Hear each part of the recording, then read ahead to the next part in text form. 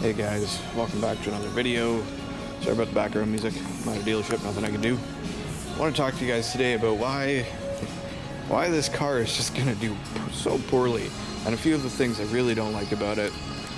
One is all the different tones of black. I'm a big fan of consistency and having a theme to a car. Flat look is fine as long as you stick with it, but when you put a flat hood vent, gloss fascia trim, flat fascia trim, gloss paint, and then I suppose they're gloss. I don't know if they're dirty or off black. I don't know. There doesn't seem to be a whole lot of consistency with the car. And then when you hook around the back, I don't know, these taillights, which again to me still look like Bender's eyeballs popping out, one on each side. It just doesn't feel like it fits the car. It feels like they've kind of retroactively tried to pull the 2010 to 2013 taillights, mix them with the current taillights, not abandon their style, but abandon their style altogether. I don't know, it doesn't work for me, which I think is disappointing because I did try to wait till I seen this in person.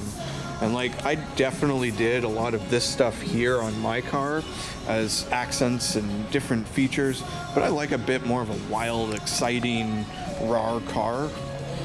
And this just isn't for everybody, and I feel like it isn't for most who just like a clean, simple, fun car. This just is not it. It's got too many different attempted styles going on. Never forget that bow tie. I still don't fully understand it, but I mean, GM definitely did that. I feel like if I did buy one of these, I would have to black that out just to make it a little bit less pronounced. I don't know, like it's not horrible, it just isn't the same, I guess. And like, I'm a big fan of side profile. That's one of the things, like when I drive by a building and see my car in the glass, that's like key for me.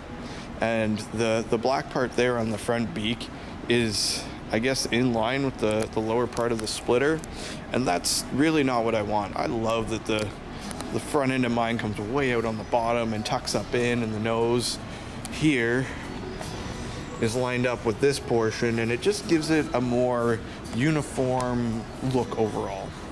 I feel like these cars are not going to sell well. Chevy's not going to know why.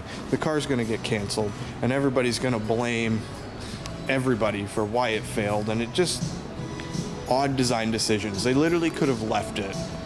There's a, I assume, 2018 1LT. Glorious. You know what? Let's go check it out just to make sure that I'm not talking out my yin-yang here. So, okay, this does not line up quite, but it's much closer. And obviously the SS front end sticks out just a bit more. Disappointing that Chevy missed the mark by quite as much as they did. And then there's financing.